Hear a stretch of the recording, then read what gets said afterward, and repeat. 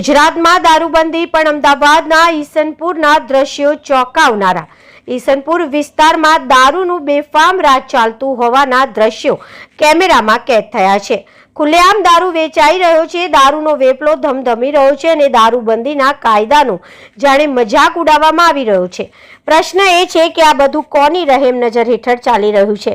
Isanpur police સ્ટેશનના હદ વિસ્તારમાં દારૂ વેપારની પરમિશન કોણે આપી?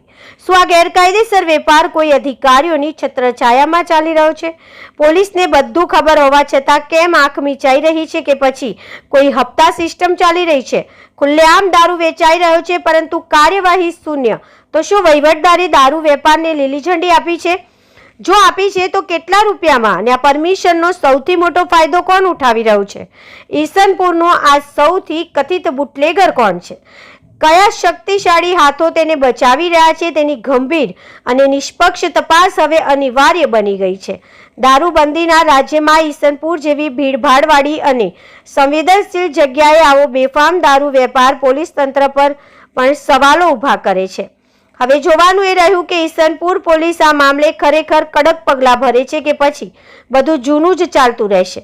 ઇન્ડિયા 9 ન્યૂઝ ચાલુ રાખશે, હકીકતોની શોધખોળ, સત્ય સામે લાવવાનું અમારું વચન।